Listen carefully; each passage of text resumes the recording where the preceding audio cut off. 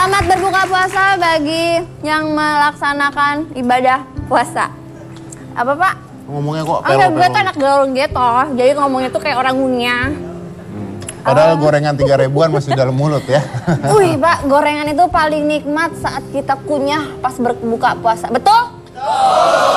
Karena Anda nggak punya pilihan lain ya.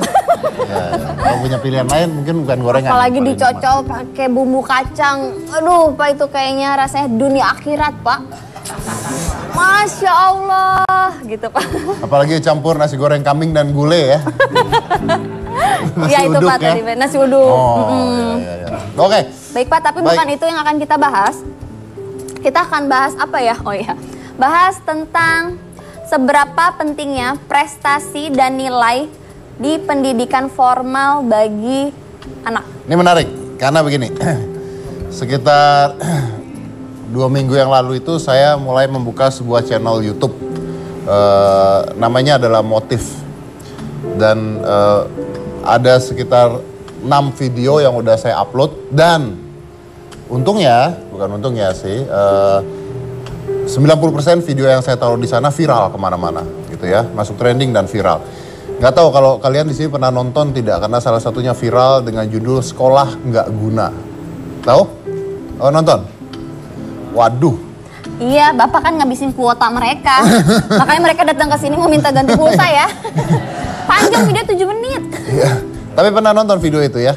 Jadi saya buat judulnya adalah Sekolah Nggak Guna. Tapi kalau Anda nonton dengan baik di channel saya, kalau Anda belum nonton silakan ke youtube.com/c/Corbusier. Saya menceritakan tentang kenapa sekolah saya bilang nggak guna. Bukan artinya sekolah nggak guna, sekolah itu berguna buat Anda, menambah wawasan, menambah teman, menambah cara berpikir Anda lebih baik. Tapi banyak kelemahan-kelemahan yang ada di sekolah. Contohnya adalah pelajaran-pelajaran yang sebenarnya harusnya bisa tidak diberikan. Ya, dan itu banyak. Dan juga membuat anak-anak stres. Ya, seperti ujian negara dan sebagainya, ujian nasional itu membuat anak-anak stres. Dan juga pola pengajarannya. Contohnya ginilah, sekarang semua orang itu berlomba-lomba untuk jadi ranking 1, bagus di semua mata pelajaran, dan yang tidak bagus mereka stres gitu. Jadi anak-anak itu harus bisa semuanya sebenarnya. Nah, saya menganalogikannya dengan kalau misalnya Anda punya kambing, kuda, ayam, bebek, monyet, semuanya diajarin manjat pohon. Nggak bisa. Karena mereka nggak semuanya bisa manjat pohon. Begitu juga dengan manusia. Manusia punya hobinya, passionnya masing-masing sendiri-sendiri, beda-beda sejak kecil. Jadi ada yang jago matematika, dia nggak bisa olahraga. Ada yang jago olahraga, dia nggak bisa seni rupa. Nah, harusnya kita sebagai orang tua dan sebagai guru mengarahkan ke arah sana, seperti itu. Jadi kalau misalnya matematikanya jelek, seni rupanya bagus, pulang jangan dilesin matematika, lesin seni rupa. Yang bagus kita dukung. Kenapa sekarang yang jelek kita dukung? Karena orang tua biasanya matematika jelek, lesin sampai jago. Seni rupanya bagus, dilupain sama orang tua. Akhirnya yang jelek dijadiin bagus, nggak bisa juga. Yang jelek dijadiin setengah-setengah, yang bagus mulai turun. Akhirnya semuanya menjadi sama rata. Ketika semuanya jadi sama rata, semuanya lulus, semuanya nggak punya kerjaan. Karena sama rata kepintarannya. So I complain about that. Dan rupanya ini ada sebuah surat yang diberikan oleh seseorang kepala sekolah. Dan ini menarik sekali. Ini ada headline-nya dulu ya? Ada beritanya Pak. Ada beritanya, ada headline-nya. Jadi setelah YouTube saya itu tiba-tiba ada headline. Ini saya menarik sekali dan saya mengatakan ini harus saya undang. Jadi tulisannya begini. Surat mengharukan kepala sekolah di Bantul untuk orang tua murid. Ya. And this is amazing. That's why saya minta beliau untuk datang ke sini. Tapi kalau Anda tidak tahu nanti akan saya bacakan. Ini adalah isinya ya. Saya bacakan. Suratnya apa ya? Ya. Saya bacakan sekarang. Dengan hormat. Bersyukur melalui surat ini kami menyampaikan Bapak, Ibu, saudara orang tua atau wali terbaik yang terus mendukung putra-putri meraih prestasi bersinergi bersama kami di Mutiara Persada.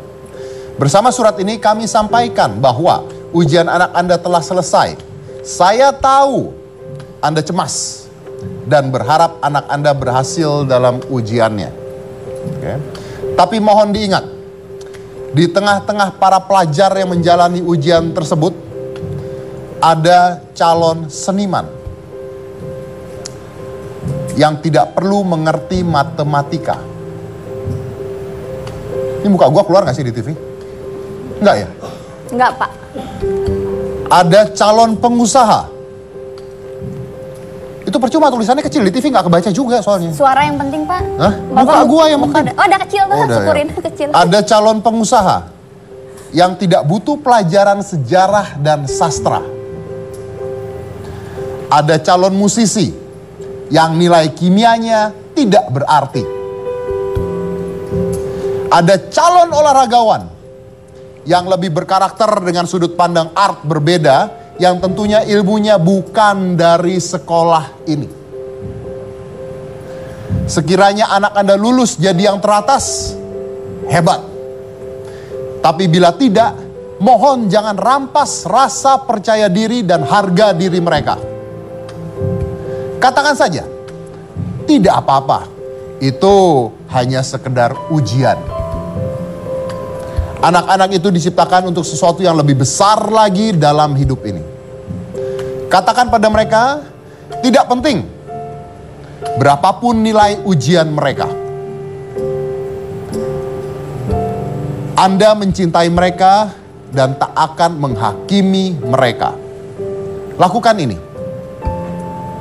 Dan di saat itulah, lihatlah anak Anda menaklukkan dunia. Sebuah ujian atau nilai rendah tak akan mencabut mimpi dan bakat mereka. Jadi mohon, berhentilah berpikir bahwa hanya doktor dan insinyur yang bahagia di dunia ini. Semoga surat ini bermanfaat dan dapat menyadarkan kita tentang sudut pandang terhadap anak-anak kita. Amin. Mohon maaf apabila kurang berkenan. Bantul, 9 Juni 2017, Kepala Sekolah Suwarsana MTD.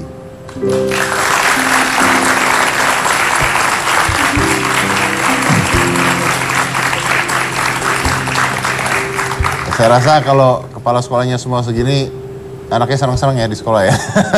Matematika jelek nggak penting, nggak penting, tenang. Anda bisa yang mana gitu ya. So, setelah saya taruh YouTube saya, lalu saya dapat ini, saya berpikir bahwa this is great. Ini adalah sebuah kemajuan buat bangsa kita. Menciptakan anak yang berkreativitas, aktif, bukan pasif. Karena sekarang sekolah kita mengajarkan anak-anak menjadi pasif, tidak aktif. Jadi saya ingin bicara dengan beliau. Langsung saja, ini adalah Bapak Suwarsana.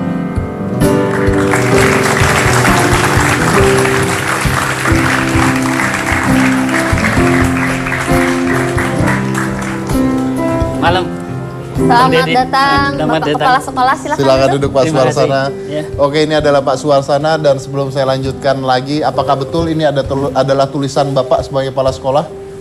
Saya yang menulis, tetapi saya mengambil dari berbagai broadcast yang beredar. Tapi ada inspirasi dari anak saya. Oke, artinya benar ini tulisan Bapak yang Iya, diberikan iya. kepada orang tua murid di sekolah Anda. Betul. Oke, kita akan bicara kenapa beliau sebagai kepala sekolah yang biasanya dikenal dengan menakutkan harusnya, tapi malah mengatakan bahwa tenang, jangan bikin anak Anda stres. Karena ada calon musisi yang nilai kimianya nggak berarti, calon pengusaha yang nggak butuh pelajaran sejarah. Nah, itu keluar dari kata-kata seorang kepala sekolah. Setelah yang satu ini, jangan mana-mana, tetap di Hitam Putih.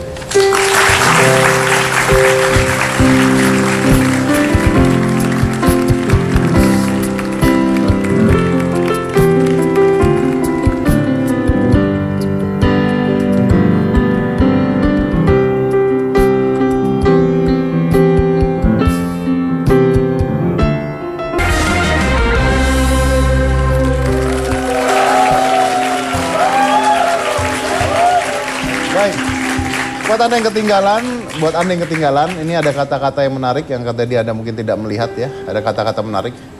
Ada calon pengusaha yang tidak butuh pelajaran sejarah dan sastra. Ada calon musisi yang nilai kimianya tidak akan berarti nantinya.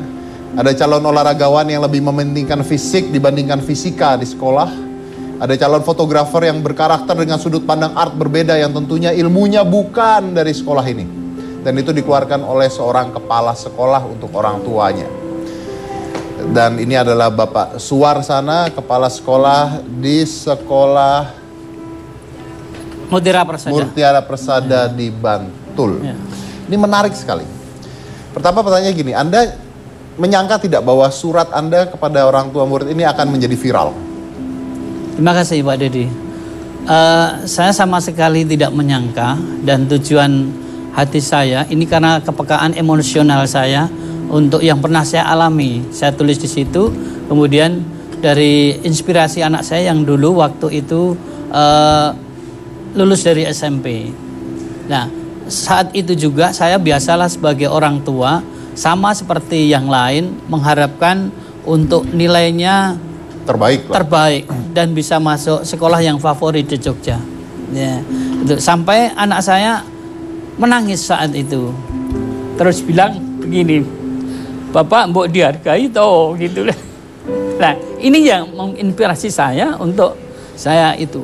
Kemudian itu sudah berlangsung antara 2 tahun ya, karena sekarang sudah kelas 2. Dalam waktu 2 bulan kurang lebih, saya mendapatkan broadcast atau dari WA yang serupa itu. Lah, itu mengingatkan saya lagi untuk itu, sehingga saya berpikiran untuk ini perlu kok saya tulis. Saya berbagi tentang emosional, kepekaan hati saya kepada orang tua wali murid kami itu. Sehingga saya tulis demikian itu. Itu yang terjadi, sehingga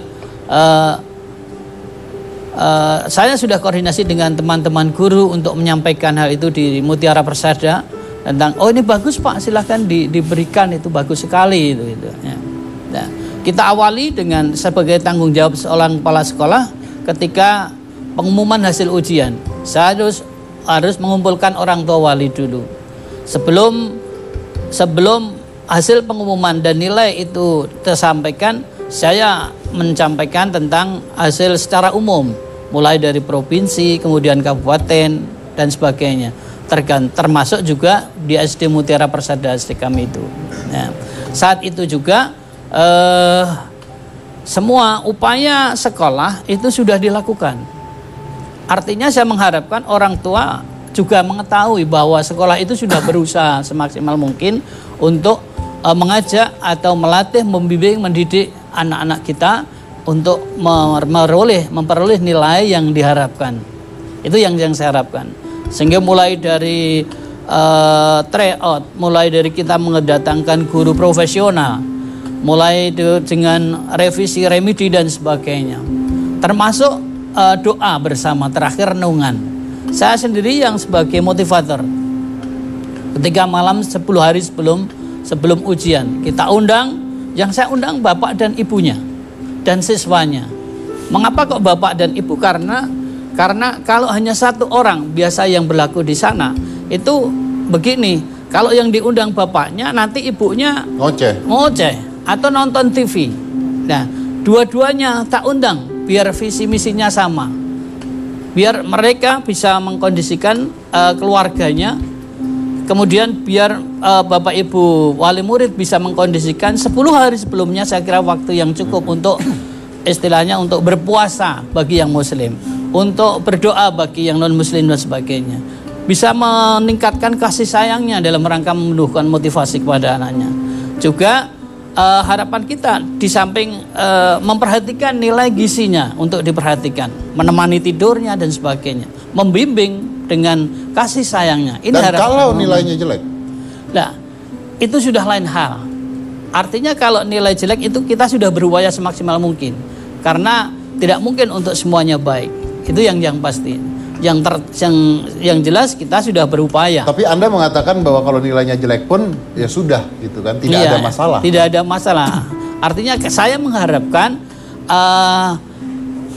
mereka kita undang. Yang pertama untuk biar sefaham dengan saya, karena saya pernah mengalami hal yang sama, sefaham dengan saya, karena di sisi lain anak punya potensi yang luar biasa. Menurut Anda anak itu stres tidak kalau dengan tekanan-tekanan yang harus nilai paling tinggi, harus bagus, harus semuanya bagus? Banyak yang stres, karena yang saya takutkan adalah nanti anak itu sudah berjuang, sudah berusaha semaksimal mungkin, tetapi nilainya kurang bagus, tidak sesuai dengan harapan orang tua. Orang tua marah-marah.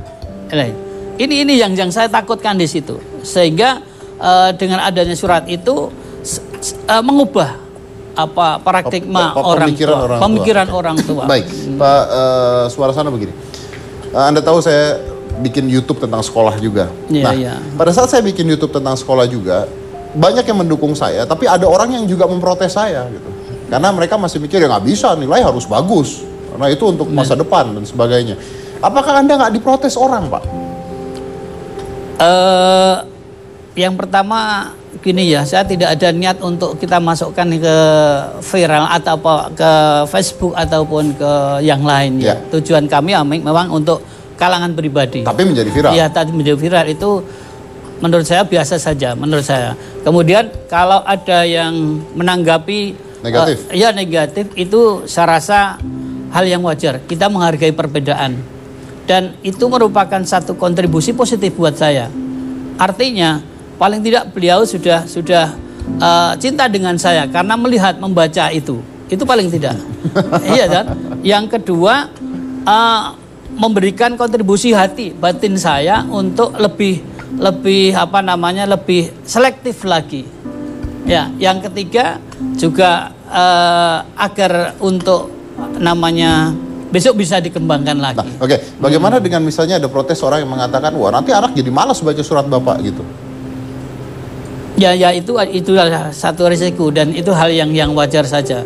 Tetapi kan sekolah dasar ini kan belum bisa dilihat untuk ke depan kesuksesan yang ada. Betul. Karena sukses itu banyak didukung oleh faktor luar. Ya.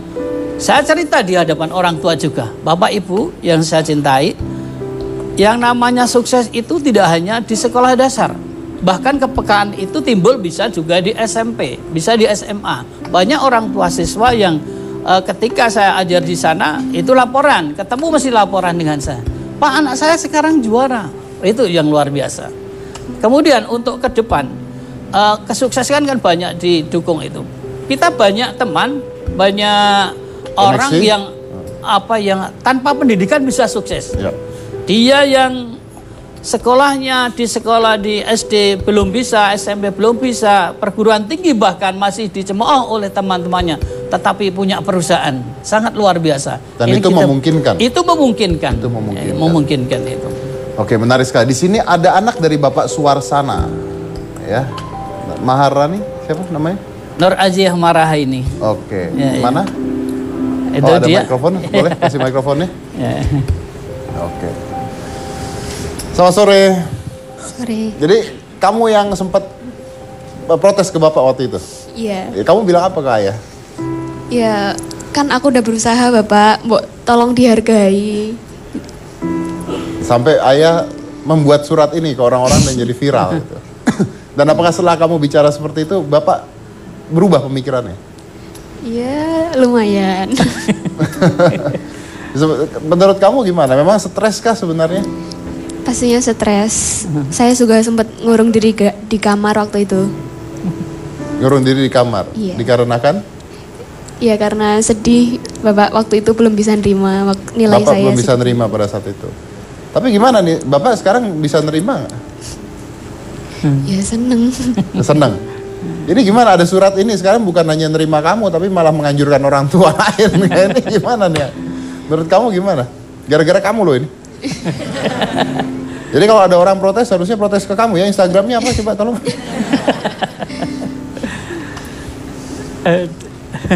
Pastinya bangga karena ternyata Bapak tuh selama ini mikirin apa yang saya katakan gitu.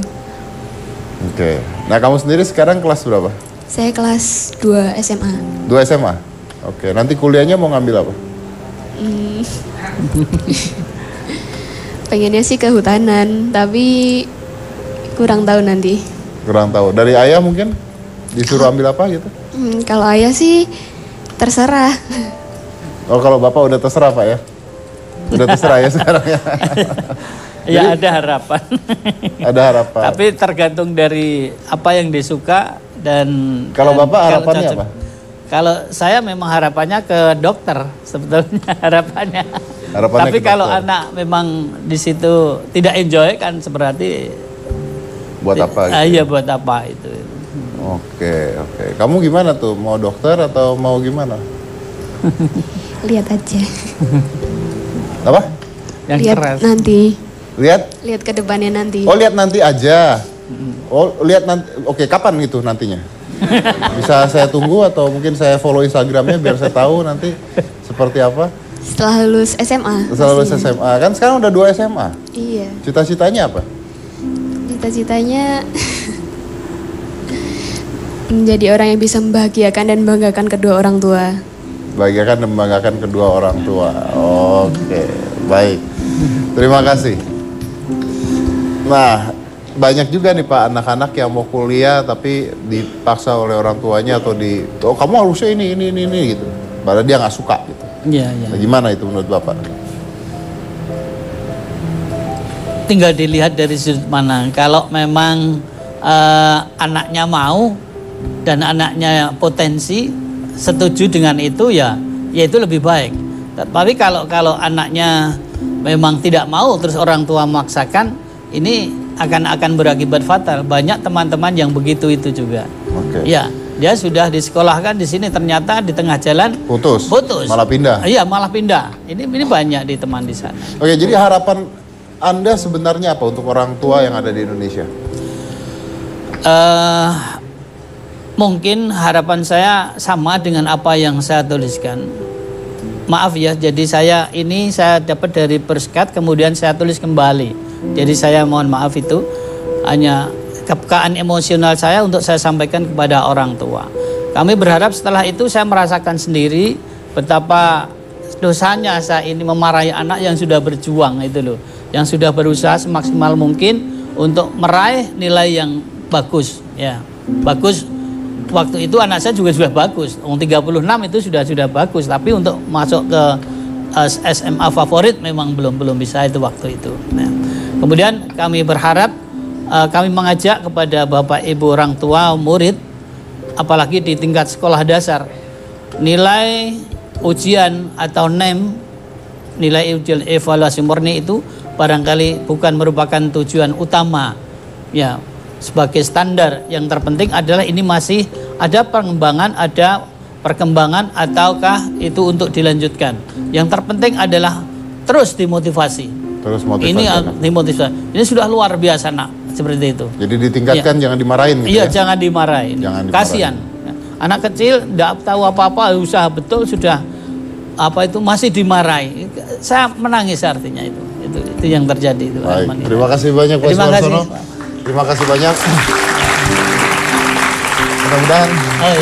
Mudah-mudahan ini bisa jadi sesuatu lah ya, sebuah tumpuan dari cara berpikir yang merubah cara berpikir orang tua kita di Indonesia. Well, maybe not, maybe yes. Saya juga nggak tahu karena pasti banyak yang setuju, banyak yang tidak setuju. Tapi at least hal-hal seperti ini sudah mulai dikemukakan di masyarakat kita. Jangan mana-mana, tetap di Hitam Putih.